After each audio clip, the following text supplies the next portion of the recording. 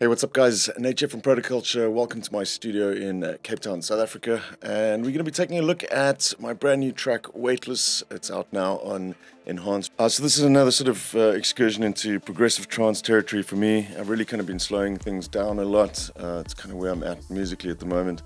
This sort of leans a little bit more to the sort of fluffier side of things, with some vocals that were provided from Enhanced. Kind of built the track around this. I'll jump into the project files now and we'll take a quick look. I'll run down of some of the processing and stuff. It's not a super complicated track at all. It's one of those that just kind of fell into place and everything kind of worked really well with minimal processing stuff. But anyways, let's dive in and take a look at the project. So we're working in Bitwig for this. I kind of moved all my productions over to Bitwig. A lot of my stuff is done in this. I've also got a machine controller that running a script from Driven by Moss, which I do a lot of work on there. And then obviously my S61 controller. A lot of it's just software based. I'm not using any hardware in this project at all. We'll jump in to the various sections here and just take a look at these. We've got the drum master first. It sounds a bit like this.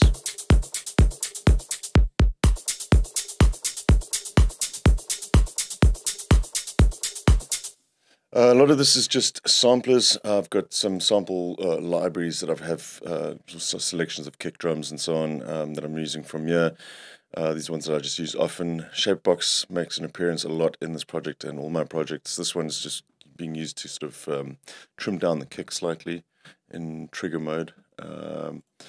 EQ, compression on this, and some filtering for the breakdowns. Coming to the sort of drum section here, a lot of this is the hi-hats.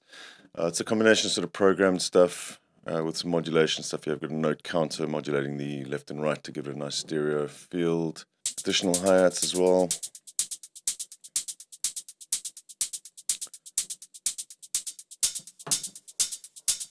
And I like to layer in some extra loops just to kind of make things a little bit looser and a little bit more organic. So there's some just live audio loops that are playing in this as well.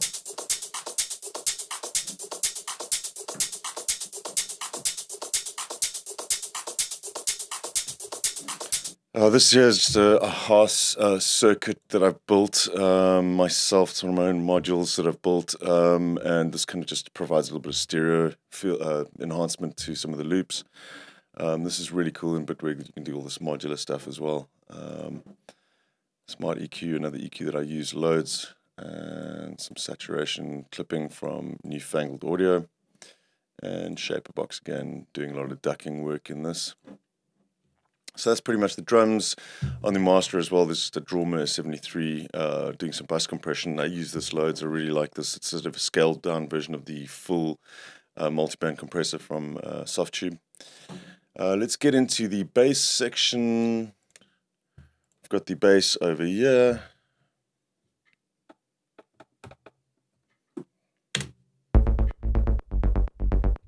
It's kind of made up of two parts. This is the sort of stereo part and the sub. They're both coming from Serum, really simple patches. Just a saw wave for this one. The sub bass, there's some sine wave going on there. A little bit of EQ gain, and then running into this section, some multiband processing going on here. Compressors for the highs and lows. Some filtering again, and Claro, it's another EQ I use a lot from Sonox. Again, the Drama and this punch mode, really like that a lot. And Shapebox again doing the sidechain stuff. So pretty simple for the bass, typical 16th note pattern. Let's get into the vocals now. So the vocals were sent to me and they weren't recorded after the fact. We wrote the track around this instead. We're broken, not just bent. Still I'm searching for your... So a lot of the processing on the vocal is coming from Nectar, from Isotope, compression, a little bit of this dimension, which is a chorus module. EQ delays, reverb inside there, just some additional EQ from Smart EQ once again, just adding a little bit of air. These little additional pieces are just copies of the original vocal, but just adding a little bit of interest in places, so that there's some additional reverb being done on these. Still I'm searching for your eyes again. So like on the again section there, just something to kind of add a bit of interest. There's also some additional sort of long delays. And the backing vocals, these are just panned hard left and hard right. Just kind of add a bit of sort of width and thickness to the vocals here.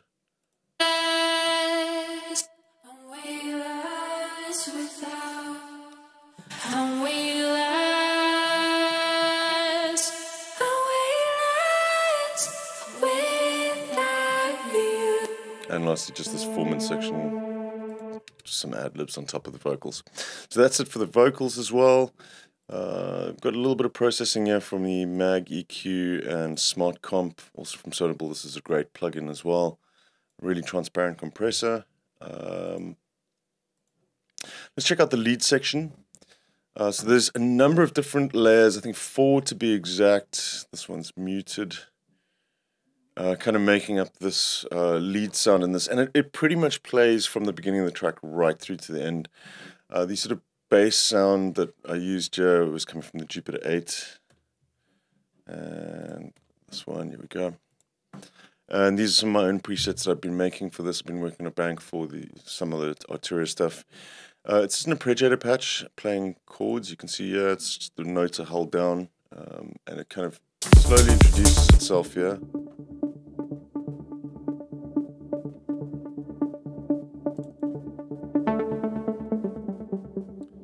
Just with some automation on the cutoff.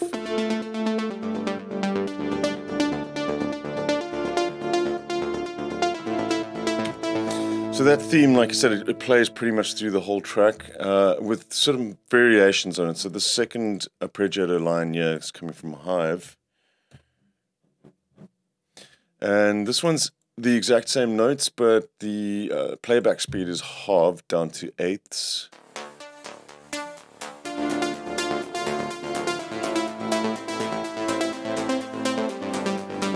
So there's quite an interesting relationship between the two melody parts there. Some of the notes are playing at different times for each of those.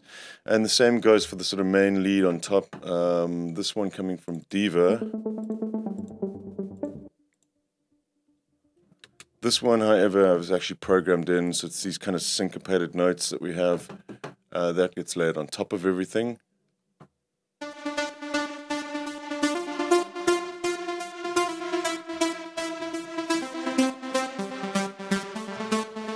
And then there's one last one, which is again programmed in, but again I've changed up the timing here. So we've got those syncopated notes, and then these ones are just kind of, just on the snare. So we'll put those together and you can hear what they sound like.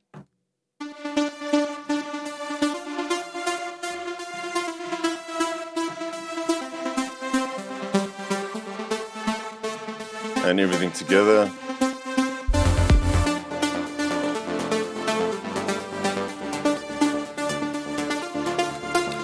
There's one last element of the leads that's down at the bottom. It should actually be at the top there. It's a pad sound which plays a counter melody over everything else. It sounds a bit like this.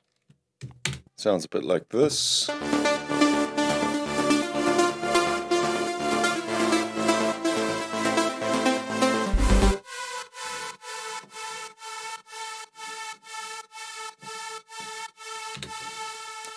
Cool.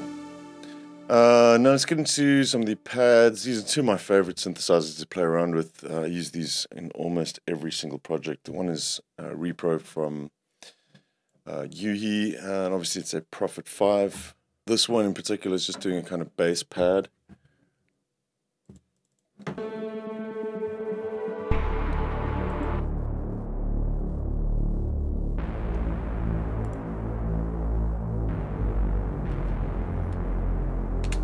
And then the pads on top are from Obsession, obviously a Oberheim emulation.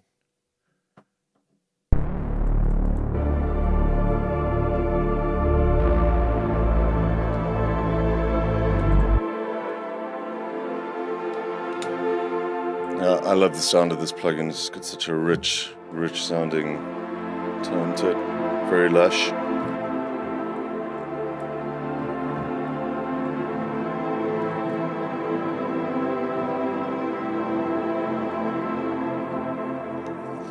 Right, moving to the last section here, I've got a number of effects set up here, just various different samples, some made, some found.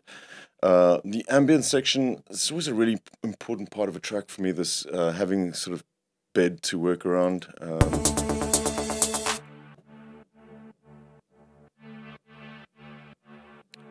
This one's just had a bit of processing done to it. It's a sample originally. Being sidechained, a lot of reverb on that as well. Just kind of gives you a sort of feeling in the background. You barely hear that in the main part of the track, maybe just in the intro. But if you take it away, it's kind of obvious that it's not there.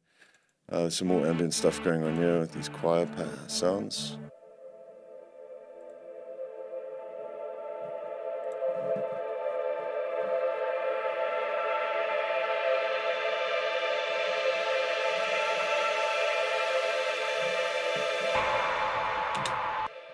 And that pretty much covers most of the elements in the track. We'll just take one quick look at the master bus. There's a couple of things that I didn't do. I typically use inflator quite a bit on this, but in this case I'm just very mild processing on the master. It was mastered outside of my studio as well, so this newfangled audio would normally be turned off when you export the stuff out, but a little bit of processing from Ozan's imager. I love this for my bus compression iron from Plugin Alliance.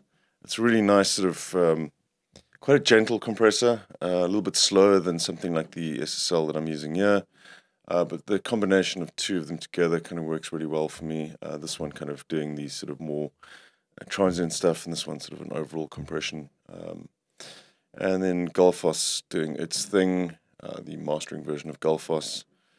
And lastly, adapter metric. This is not doing any sound, but it's an essential for everything that I do. I always have this running, gives you a ton of very pertinent information pertaining to the track that you're working on,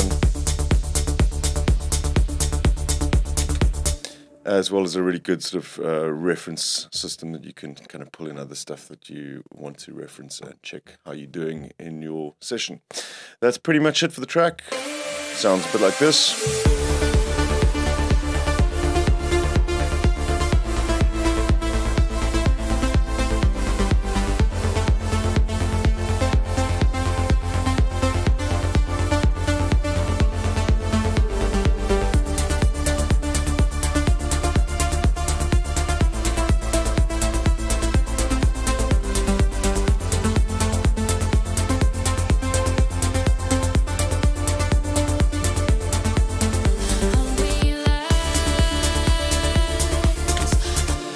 Cool. I hope you guys enjoyed that. Go check out the track, like I said, out on Enhanced Music. I'll see you guys soon. Till then, take care. Cheers.